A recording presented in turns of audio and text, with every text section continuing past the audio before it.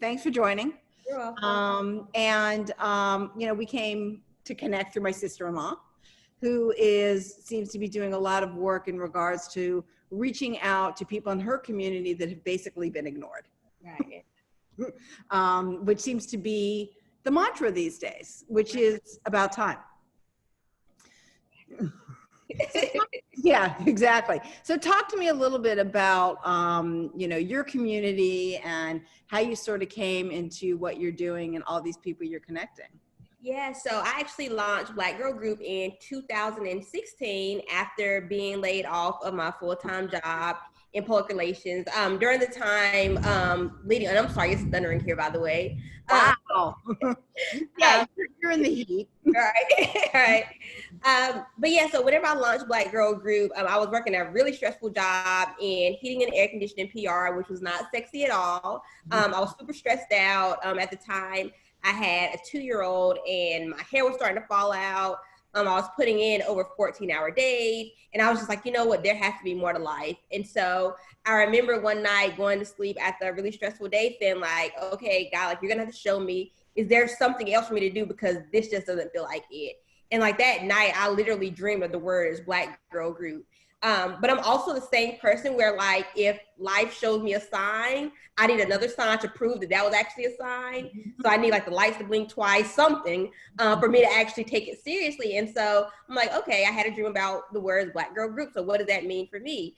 And so literally the next night I had a dream that I was going to be laid off of my job. Like I saw where I was sitting at, I saw the room. And about 2 or 3 weeks after that, I lost my job. And then I'm like, you know what? Okay, so I'm supposed to start this thing called Black Girl Group. And then a couple weeks later, I had another dream where I saw that Black Girl Group would be a full service staffing agency that connected African-American women, freelancers to companies seeking to outsource talent. And so literally, whenever I tell people that I am literally following my dream right now, like I wholeheartedly mean like I am following my dream. I don't know what's going to happen next, but I know that I saw it in a dream. And as we have seen in the climate that we're in now, we're now starting to see exactly why I had that dream, because we're starting to see a lot of those things manifest now in our realities. Yeah, I mean, you're not the only mother who has full-time working job, working 14 hours a day with a young kid. Certainly during COVID-19, I mean, all these mothers now at home working with children, and, it's stressful. And you're right, there is more to life, right? There's a way to balance. I mean, I'll tell you, back in the early 90s, really when the internet was, just starting to become a reality, I thought at that point of time that mothers would be able, right, to work at home at least 2 or 3 days a week and go to the office and have all that flexibility. But, all the people that started those big tech companies were men. So that didn't happen, but it's happening now. And so it's a good thing to see. It is. And I'm so happy. I mean, because I think, like you said, for years, we've known that you actually get more work done, in my opinion, working from home. You probably end up doing more work when you're working from home versus actually being in the office. Because when you're in the office, you get up for bathroom breaks, you get up to go chat with your friends or with your other coworkers, and then you end up wasting a lot of time. But when you're at home, I mean, you may have the distraction of, a kid or, food in the refrigerator or something on TV, but you definitely don't get up as much. And then you really don't even know when to turn it off sometimes too. So I definitely think I think a lot of companies are starting to see that there's more of an advantage to having people work at home versus being in the office.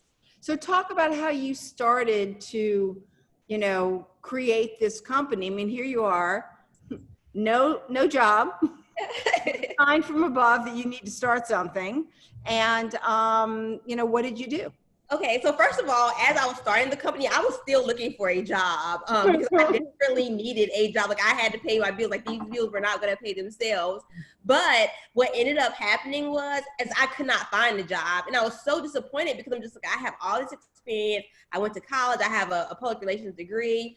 Actually, my degree is in journalism and mass communications, and so I'm thinking like, there should be opportunities, knocking down my door. And that just wasn't the case. And so all while I'm starting this business, I started freelancing myself. And so I started reaching out to clients saying, hey, do you need PR help? Or hey, do you need help with ghostwriting? Or do you need where are you located? I'm in North Carolina. You're in North Carolina. So Yeah. what kind of companies were you reaching out to? Oh no, so I was reaching out to companies from across the country because oftentimes for me, I would say I have maybe one client who's actually based out of North Carolina to this day. So I just started reaching out all over saying like, hey, you know, do you need some help? So that's tech companies, entertainment, anything that I had done in my previous lives and full-time work. I was reaching out to those industries because I had the experience. I just needed someone to give me a chance. And so I started doing some freelance work here and there. And then I started to realize like, hey, Black Girl Group is also solving my problem too, because I can't find work. And so now I'm able to not only find work, but now I'm connecting with these companies. So then I can say, hey, if you need other work done, I have this freelance marketplace now to also connect you with other freelancers. And so what I started doing was I started using money from my own freelance gigs to help fund into my business. And then little by little, I started to grow my network through Black Girl Group. Were you making more money freelancing than the actual full-time job you had prior to? Yeah, after a while I was. And it's so crazy because I'm just like, wow. So it took for me to lose my job to actually get the salary increase that I wanted. Which was really bizarre to me. And even whenever, and the funny thing is when I told people that I was freelancing, because you use the word free, they're like, so you're working for free? And I'm like, no, like I'm just not set on one particular job. And so lots of people think whenever you talk about freelancers that you're penny pinchers. And I'm like, well, no, like there are some freelancers out there who are struggling, but not every single freelancer out there is struggling to find work. And it did take some time, you know, to gain some momentum within my freelance work. But after a while, I was able to get more and more work just simply based off of referrals. How did you start to grow the marketplace? I mean, it is filled with Black women at this point. Yeah, so we have over 5,000 women in our database, and it has been crazy. So I started out, and we were only on just Twitter at the time. And so what I started to do, because I also have a background in search engine optimization, I started doing research. Which is key. Yeah, right. So I actually felt like I had the major tool that it took to actually create content that people were looking for. So I started doing like keyword research to see what words had the highest traffic and what words were people searching for when they were looking for my more diverse freelancers. But then on the flip side, what questions were freelancers also asking? And so literally I started creating content answering those questions that people were searching. And so then traffic came by default just because people were searching, how do I charge as a freelancer? You know, how many words should I write for one article? Or, you know, how much should I pay a graphic designer? All these different questions people were asking Google. I now became the answer to those questions on my website. And so organically traffic started to come in that way. In addition, because I am, like I said, like I was a freelancer as well, I started posting on my own personal social media pages about Black Girl Group. And so folks started inquiring like, hey, what's Black Girl Group? How can you help other freelancers? And people saw that I was able to get clients. So then they were coming to me saying, well, how can I get clients? And then, you know, on the flip side, my clients were coming to me saying, hey, we want to find more Black people like you, but we don't know where to find them. And I'm just like, well, great. They're right here. I have a whole database full of them now. And so really, it just kind of grew fast. Well, it does seem to be the thing, right? You know, it's like you talk to companies who certainly are interested in diversifying and, you know, and hiring Black people. And, you know, I've heard this time and time again, well, we're having a hard time finding them. And it's just like, well, then look harder. Right. It's not like they're not out there. It's just a matter of, you know, they might not be standing in front of your door. Right. Yeah, absolutely. And you're so right. It is a matter of looking harder. And then sometimes I don't think people realize that really you don't even have to look that hard. Like there's so many talented Black women and Black men who are out there.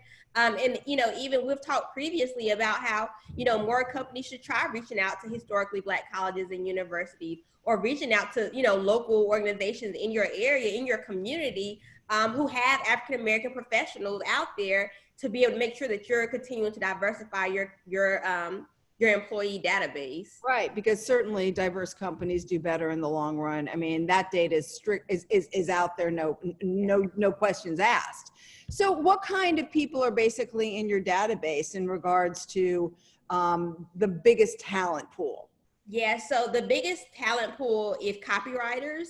Okay. We also have graphic designers, we have web designers, advertising, PR, and marketing. So really, we cater very heavily on the creative aspect of a business. So anything that you need to outsource in terms of creatives, we're definitely the go-to person for you. That's amazing. And where are the most of your where are most of the women that have joined, your forces? I mean, I'm going to assume that you started out talking to friends who were in the same predicament that you were, that were like, yeah, we'll join. We'll see what happens. Yeah. Yeah, and you're exactly right. That is what happened. And at that point they were like me, so they didn't have anything to lose. And so it's been interesting. So a lot of our freelancers are actually not in North Carolina. I think we have maybe one or two freelancers from North Carolina. And so most times people don't even know that I live in North Carolina. We have freelancers in New York. We have them in Atlanta, Georgia, Los Angeles, and Houston, Texas, which is very strange because I've never even been to Houston before. But those areas, we have a very high concentration of freelancers. And I also think it's because of the areas too, they're more freelance friendly. But it's definitely been interesting to see where some of the random freelancers have been located. Right. I don't know so much as they're freelance friendly, or that the people that are drawn to urban areas tend to be a little more on the hustle. Oh, true. Yeah. And a little more of an entrepreneurial spirit, that they'll just figure out how to make it work. It would be amazing. You do have 5,000 women in there. If you could figure out if there are women in small towns across this country that find themselves, I mean, they're certainly not going to work for Coca-Cola in a tiny little town somewhere in Kentucky, although they might have the skill set to certainly be a freelancer for one of the corporations that you work with. Yeah, absolutely. And I'm also from a really small town in North Carolina. I live in a much bigger area now, but I often think about that. Like, hey, like some of my friends from back home who are freelancers, I often try to convince them, like, hey, I have this client. Would you be interested? And they're just like, oh, well, they may want me to move out there. I'm like, no, I've done this. They're not going to want you to move. You can stay exactly where you are and still have the opportunity to work with big clients. But I think even sometimes in those smaller areas, it's about opening up your mind to opportunities that may not be familiar to you, but could have a better outcome for you in the long run. I totally agree. And so who are some of the clients that you work with? So we work with both large and small companies. Some of the biggest companies we've worked for have been Viacom, the NFL. We actually worked with Mountain Dew last summer, which was really fun. Who else? And do they come to you sometimes to put together a team? Yeah, so for Mountain Dew, we actually put together an ambassador team. They were launching a new energy drink, and they were going to be at a music festival, and they needed someone to come out there and be the face of their brand. And so we put together a team of ambassadors for them to be able to push that product, which was interesting because prior to that contract, we had never considered doing brand ambassador work. But then when they came to us, I'm like, okay, I'm sure they could do ambassador work. Like it could make sense.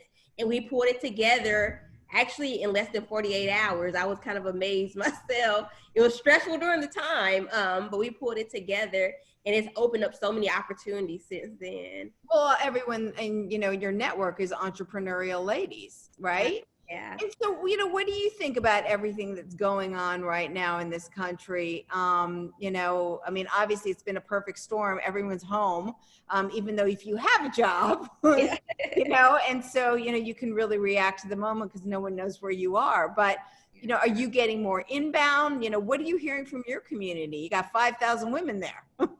Yeah. So at the beginning of the pandemic, I will be completely honest, like we freaked out. Because we had signed on some major contracts. When I tell you that 2020 was going to be our year, like 2020 was going to be our year, like I was so excited. And literally, like little by little, I started getting emails saying, hey, we're having budget cuts. And around early March, people started bowing out of contracts. I'm like, okay, this is getting really serious. And so I was always having to deliver bad news. Like I never had good news for our freelancers. And then when everything completely shut down, my freelancers were coming to me no longer because, you know, they were looking for work. They're like, well, Stephanie, how can I pay my bills? Or how can I eat? What am I going to do? Like I have a child at home. I don't have anything. And like, if they didn't have anything, we weren't having business. So I didn't have anything to give them either. And so I was like, you know what? Now we're going to have to pivot into figuring out how we can be more of a resource hub. So I started connecting them to places where they could find free groceries, or connecting them to places where they could find, you know, mental health resources for some of them who were literally on the edge because they didn't know how they were going to feed their families. And so really I became a source of information where if anyone needed help with practically anything, I didn't have the answers, but I was willing to connect them to resources, to people who did have those answers for them. Since then, things, would you say? Pretty amazing. Yeah, and you know what? In the moment, it was just like, oh my God, these people are coming to me, and I don't know because I can't even help myself. But I also realized, like, you know what, 5,000 women, this is bigger than just me. Like, I've got to figure out how I can help these women survive, because if I don't help them survive now, when things do go back to normal, they're not going to be here anymore for me to be able to provide opportunities for them. That's and so my mindset really shifted in that time.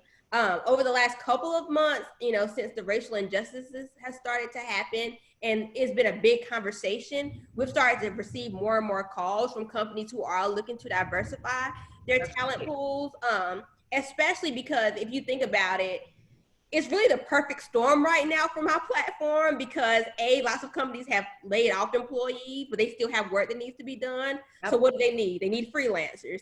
On the flip side, you have all this, you know, these racial injustices happening across the country. And so people are looking to diversify. So it's like, okay, Black women and freelancers is kind of a win-win right now. And so a lot of companies are starting to see that, and they're starting to reach out and trying to figure out how they can pull together money to be able to hire some of these freelancers. So I have been able to start provide some good news to some of my freelancers, but we're still not where I would like to be. We'll get there. Yeah, you will get there. I mean, I'm happy to hear that companies have woke up and have, you know, and have dug through the internet to see, you know, we need people, we're not going to hire them. And I think we're going to see a lot more freelancing in the future, yeah. You know, which is another reason we should be having healthcare for all, because, you know, the reason that we have had large corporations, not only for job security, but also it pays for healthcare. Yeah. You know, until you're relying on these companies to pay for healthcare, if you're a freelance person, it becomes very expensive to have that.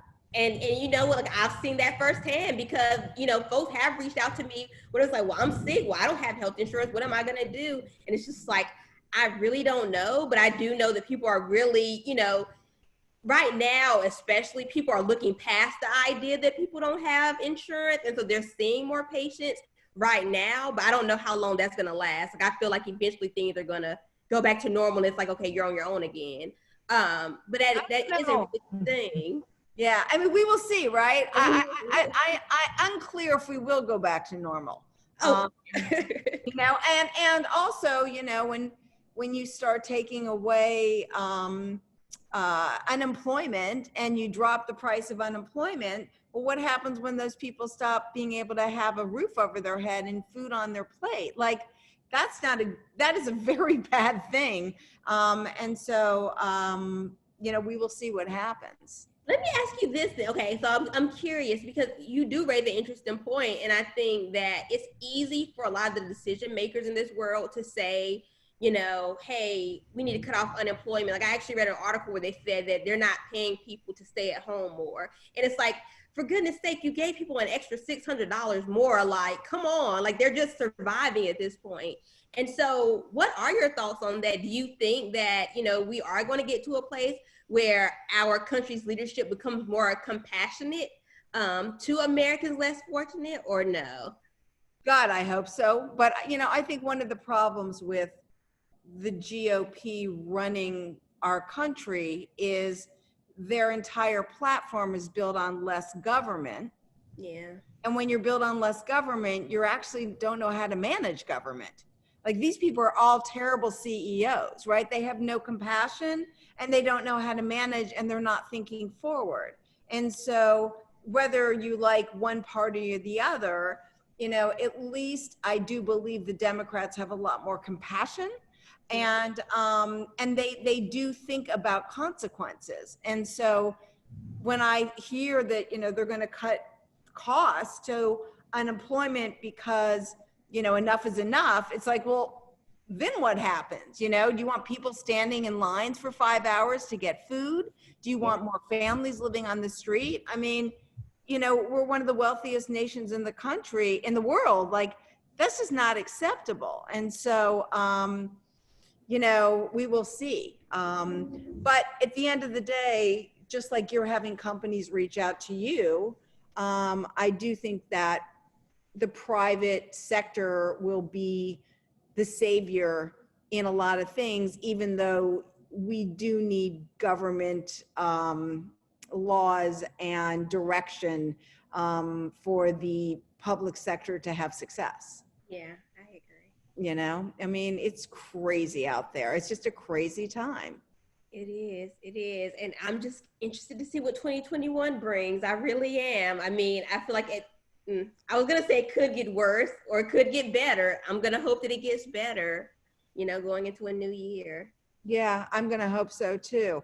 But, you know, I love what you've done. I mean, it's really extremely entrepreneurial. And you're right. There's no reason why any of these people who are college educated people that certainly understand things from a very different perspective from where they came from, that they shouldn't be, companies shouldn't be thrilled, you know, to reach out and have people involved in these projects. It doesn't mean they have to hire them full time. I mean, not that they couldn't, because it doesn't matter where you are these days. Right. You know, I think the only thing that is a great thing is if you're on the same time zone, but otherwise it doesn't really make any difference. Right. Yeah. But if you think about it, at this point, no one is really getting much sleep. So does it matter what time zone you're on? I feel like everyone's sleep pattern is just gone at this point. It's totally true. And are you seeing more and more women reach out to you and start to find you? I am, yes. And again, like that's just by default because of my SEO for my website. And then also because I have a PR background, I have been on more television platforms. So people see me on TV. And so then they're like, oh, hey, can I, you know, how can I be a part of Black Girl Group? Can you help me find a job? And of course, like I can't save the world, but my plan is, you know, within the next several years to be able to create more ongoing opportunities. So folks no longer have to reach out saying, hey, what's available? Like I'm more so coming to you, begging you to take on more projects. For sure. What TV shows have you been on? So I've been on CNN. I have been on Fox. I've been featured on the Today Show. And what else? That's pretty amazing. Yeah, I can't think. Yeah, and it's all been random and it's been great because I've been doing it from the comfort of my home. And you know how things work too, like especially when it comes to TV, is that oftentimes you have to go fly out to these places on your own dime, but it's worth it for the visibility. But since we're all in the middle of a pandemic, I don't have to go anywhere. So I'm saving money. Like I literally, you know, I quiet my daughter down and say, hey, I have an interview, and then I do it. So it's been really good. It's more than anything, it's given more people the opportunity to see the work that I'm doing, both on the freelancer side and on the client side as well. That's amazing. It's so great. You know, and I think what's super cool is that there's probably more people out there doing interesting things like you are, that are trying to help and support their communities and your communities across the country. And that now people are, you know, going out and trying to find, how do we find, you know, more Black women and men, I mean, you're all women, but that are, we can bring into the company to be part of a project and do the right thing. Yeah, absolutely. And, you know, there are times whenever, you know, companies will reach out and ask me, well, do you know of other companies who are doing similar work? And I'm the person where I'm always willing to pull up a seat for someone else. So I'm like, oh, yes, I know other companies, like, and I can give them a list, and whether or not they choose to use them, you know, of course, that's up to them to follow up. But I'm definitely always willing to make sure that I use my opportunity at the table to help more people come to the table as well. Yeah, I mean, listen, you're using yourself to help women that are part of your group that are in need. I mean, that is really quite amazing and very impressive. Thank you. Well, thanks for coming on. It was so great. I mean, Dana just so excited about talking to you and what you've done and what you built. And that's her world, of freelance. And, I think that what's been great is she's taken a big, deep dive into the World Wide Web and found people like yourselves who are doing different things in different parts of the country that, people don't know about, and amplifying it so that, more jobs for more people. Yeah, and thank you, and people like you and Dana for being allies and for giving us opportunities to be in even more spaces as well. Because I think at the end of the day, we're all in this together, and any way we can help amplify one another, it just makes the world a better place. So thank you too. 100%. Equality is a better place to be. Yes, absolutely. All right. Well, thanks, Stephanie. And, I hope to find some companies I can send your way too. Please do, and thank you again so much. All right. Take care.